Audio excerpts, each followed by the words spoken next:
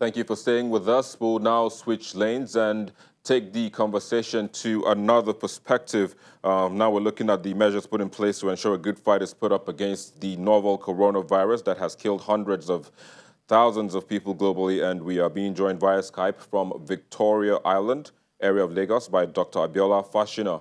She is an emergency physician and health policy consultant and the medical director of Emergency Healthcare Consultants, a group of emergency medicine specialists focused on advancing capacity in emergency and critical care.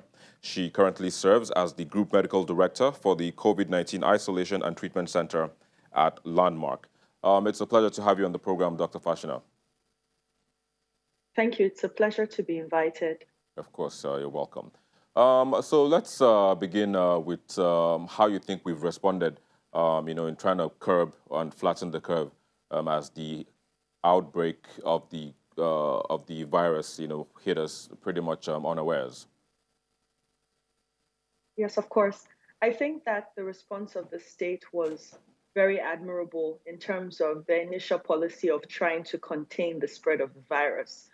Of the states in the Federation, I commend Lagos State because I do think that they have attempted to set up isolation centers and develop a coherent protocol. That being said, I think what we can see from the global data and from the optics from all over the world is that the virus has really set in. There is now community transmission of COVID-19 in Nigeria and in Lagos specifically.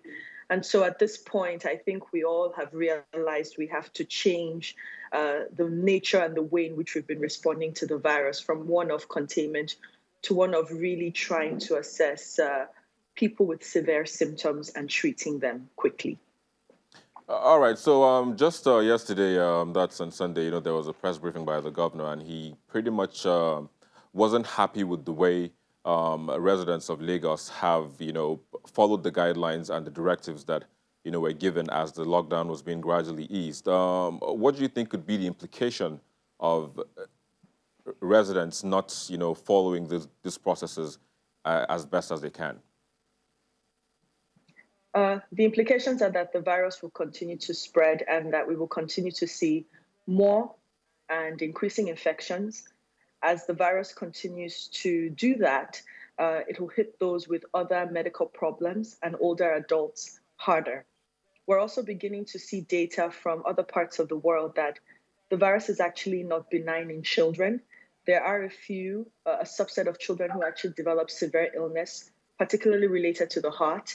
And so we are all learning how COVID behaves, really learning as we go along, and all of how this virus can affect humans is not yet known.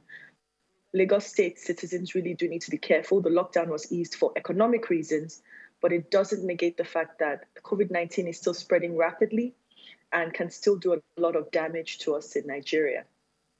All right, so we pretty much understand that, this cases kind of vary based on patient, depending on the patient. But what has been your experience in the isolation center so far? I mean, what would you say has been the most consistent treatment you've offered, as you discharge patients and you receive patients as well?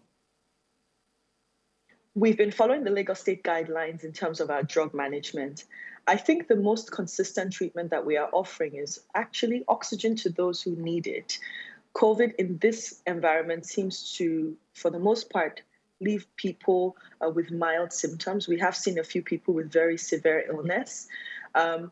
Even people who seem well sometimes will develop severe shortness of breath that requires extra oxygen. And so that seems to be the one thing that we do consistently that seems to help people at low doses if we can. The state, as I said, also has a drug guideline that we've been following, which they are investigating and doing research on, but so far seems to help with clearing the virus from the system quickly. And so I think that those are the two things that we've been doing very well. Of course, we're also containing the people who are ill and trying to sequester them away from well people. And that, at least in the beginning, was a good strategy. I think now that COVID has spread into the community, we may have to change the way in which we think of that.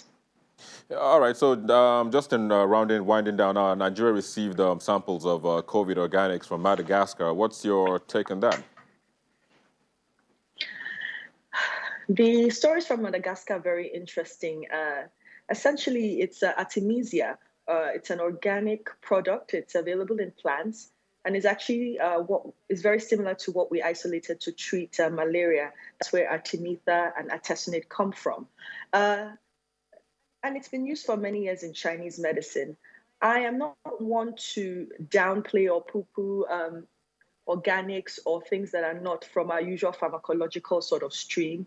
That being said, I hesitate to wholeheartedly endorse everything from Madagascar without some clear data from research studies about exactly how this tea works. We don't have data from the hospitals where this was apparently used. And also we don't have studies that show us exactly how well people are doing on it.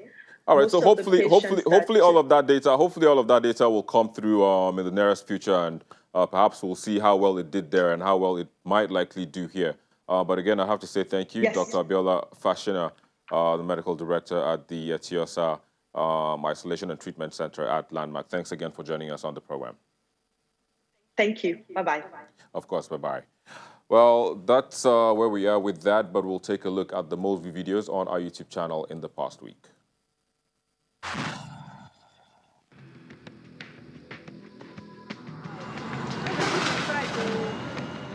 The demolition of hotels due to alleged failure to comply with lockdown directives in River State begins this week's most viewed videos in 5th place.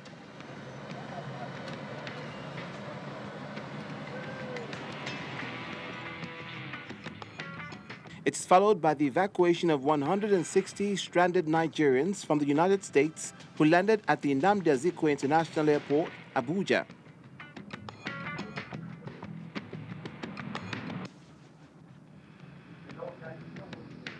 All right. Pride of the Green. Third spot sees the creation of a mini aircraft by gifted Nigerians.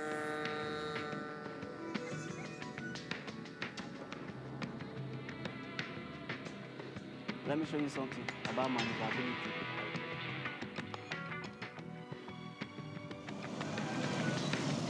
In second place is the lamentation of residents of Jigawa State over mysterious deaths recorded in the northwestern state.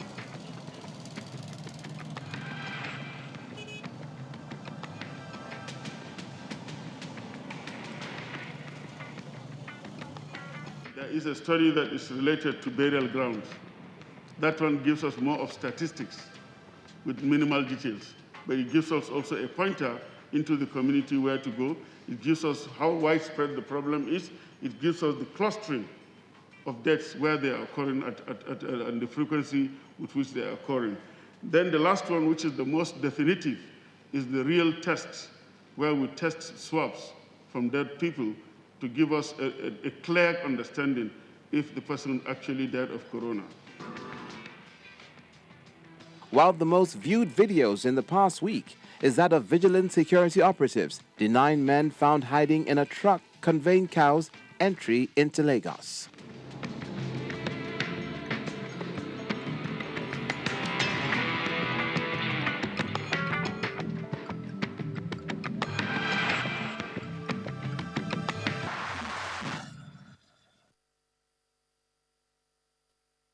And that's the program. Thank you so very much for watching. I'm Victor Matthias. Keep staying safe.